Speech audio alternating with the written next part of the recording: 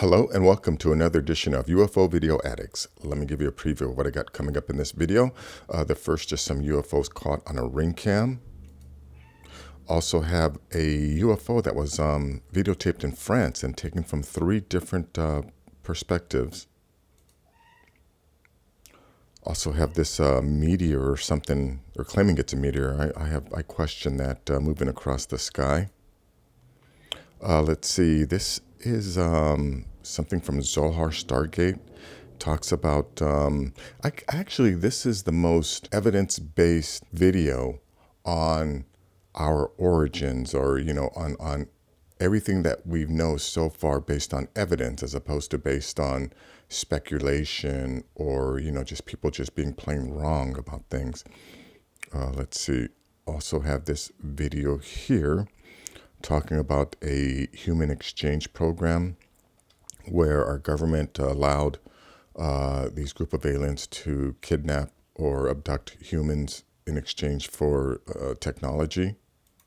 This is a video of the Director of National Intelligence, Avril Haines, talking about the possibility that these crafts are being piloted by aliens. Also have this article here, scientific report confirms an alien presence in Puerto Rico. And last, there's this article here about this ostrich egg that was found. It's a 7,000-year-old ostrich egg, and they think that it depicts the Pyramid of Giza. And if that's the case, it definitely means that the Egyptologists have been wrong about the date when the Pyramid of Giza was built. So anyways, let's go to this first video here. UFO caught flying above a street on a RingCam. Or let me go back a little bit here.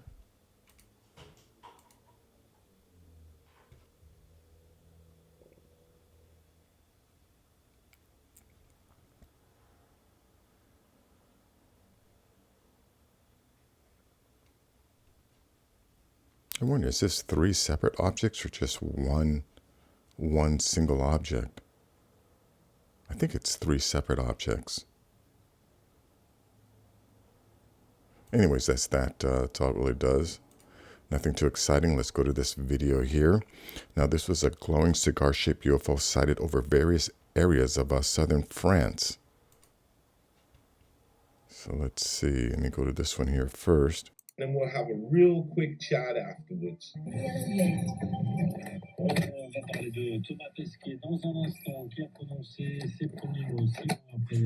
I think that's one view, and I think if you just jump ahead, I think this is another view.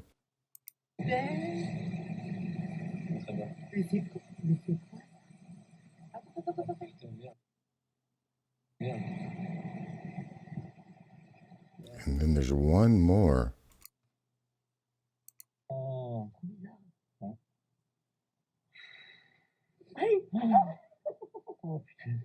Wow. So yeah, that's three different views of that. Anyways, link will be in the description. Let's go to this one here. This is mysterious burning object in sky. This is in October over Hamilton County. Yeah, I don't think this is a meteor. Hamilton County saw something burning in the sky overnight.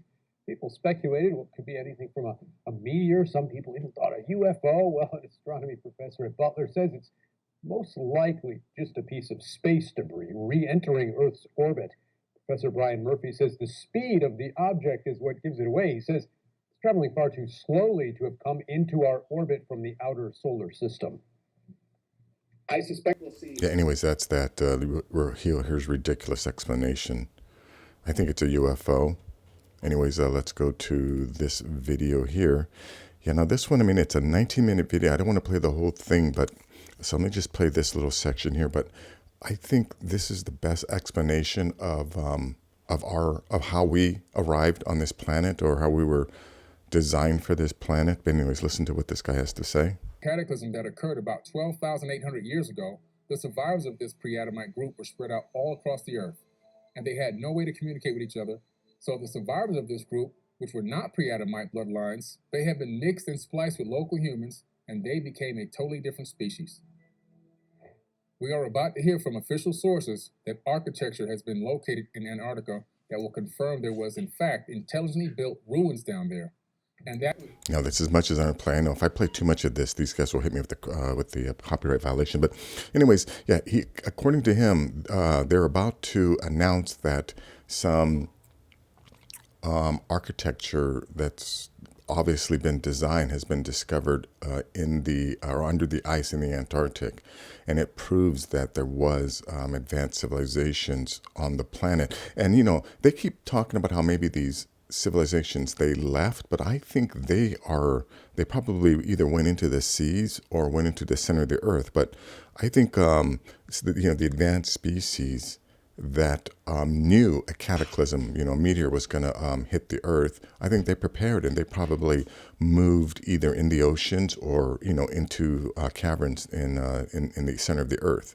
But anyways, definitely listen to this great explanation about how it came about. Let's see. Yeah, now this one here, I'm just going to play a few minutes of this too, because these guys will hit me with a copyright violation if I play too much. But let me just play this part here. Technology. The history and facts of this agreement are detailed. Even more surprising is the fact that this advanced technology, able to transform our civilization and the elimination of most of our social and political problems, has been kept secret and used by the military-industrial complex of militarization. It presents a very negative picture of both the extraterrestrials and the global government. The United States would have been perplexed when they discovered that the abductees far exceeded the agreement they had maintained at the time. At the end of 1947, an alien disc was recovered in Roswell, New Mexico, along with several dead occupants and a living humanoid. Yeah, one thing they always neglect to mention, in the Roswell crash, they did find human body parts on the ship. Humanoid was given the name of Ebe, extraterrestrial biological entity, and survived until 1952.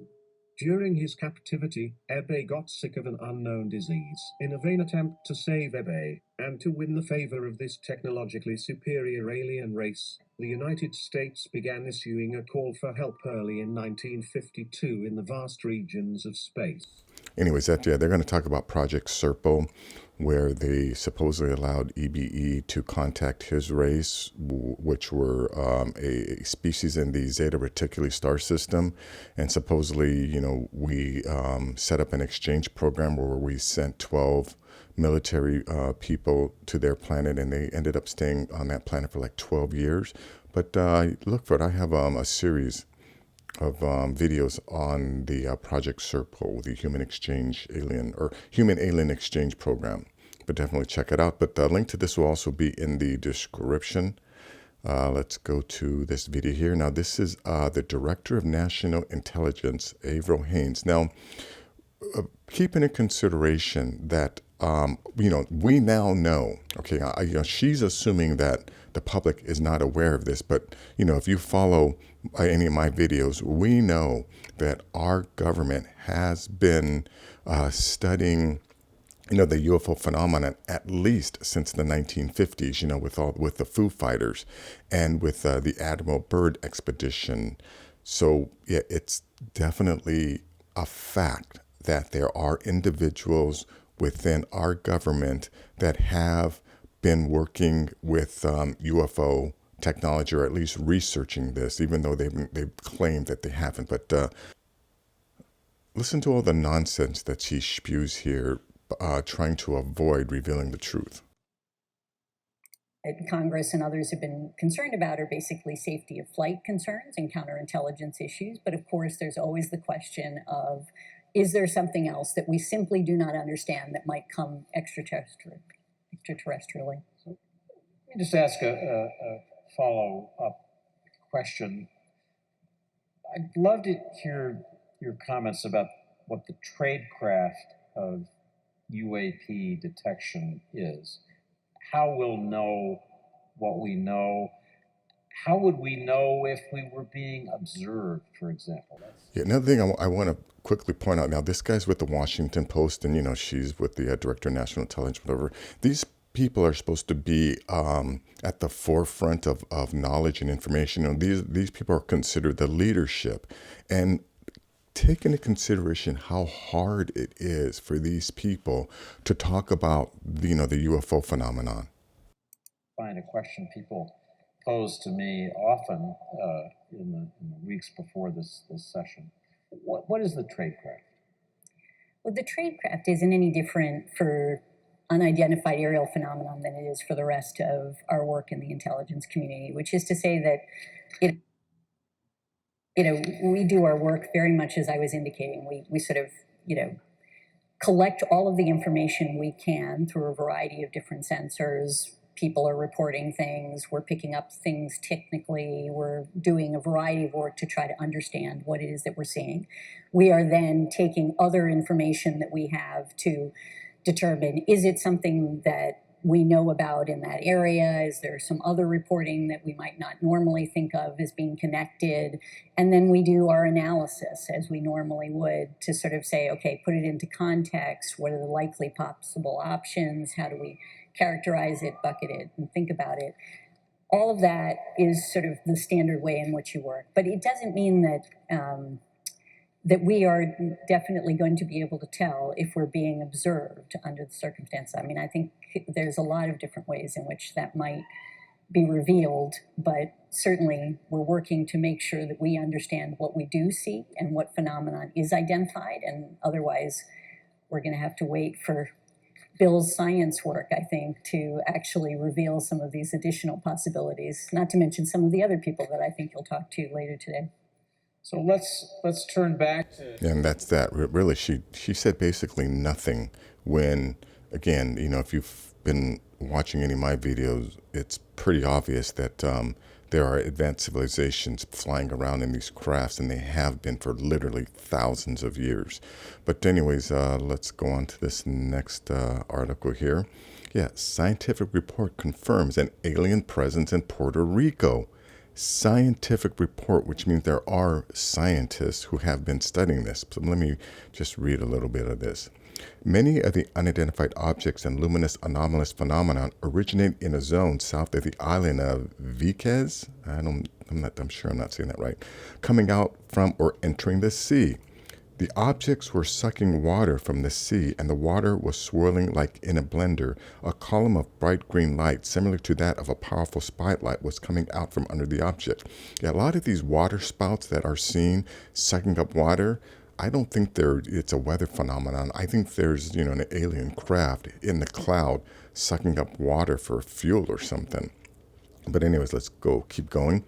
Dr. Mark Collada made public an excellent report and scientific analysis on the several anomalies that appear in the videos of Space Shuttle STS-48 and STS-80 missions. Something that called our attention more specifically in that report was the event he identified as F1 in the STS-80 mission video that originates, according to Dr. Collada findings, in an area located to the east of Puerto Rico, specifically in a zone south of the island of Vieques.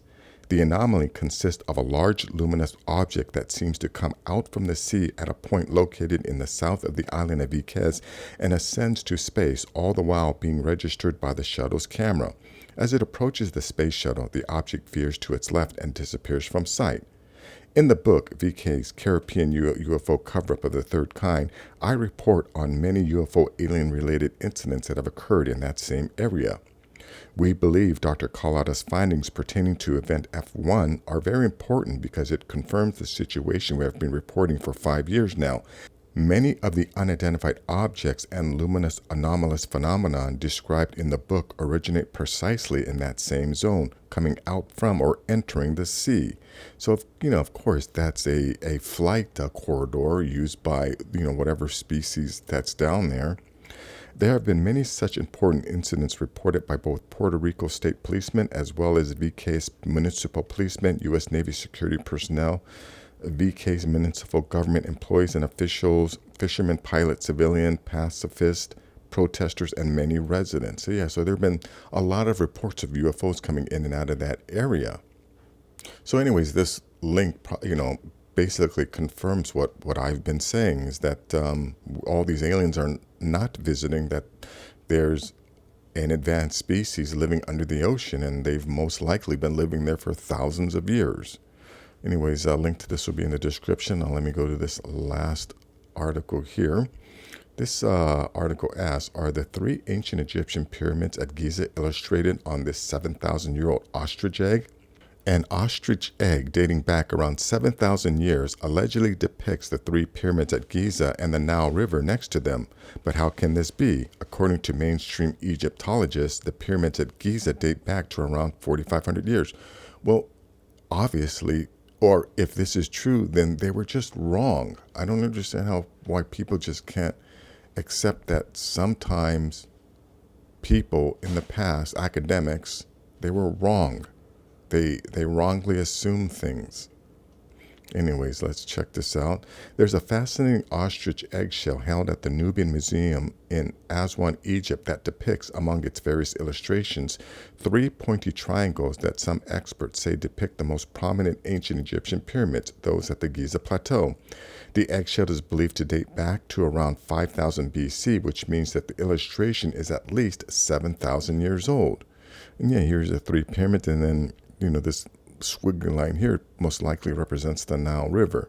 But anyways, yeah, that's what this article is about. You want to read it, check it out. Link will be in the description. That is going to be it for this video. If you like things like this, please give this video a thumbs up. Please share this video. And if you're new to the channel, please subscribe. I'll have more things like this. Take care.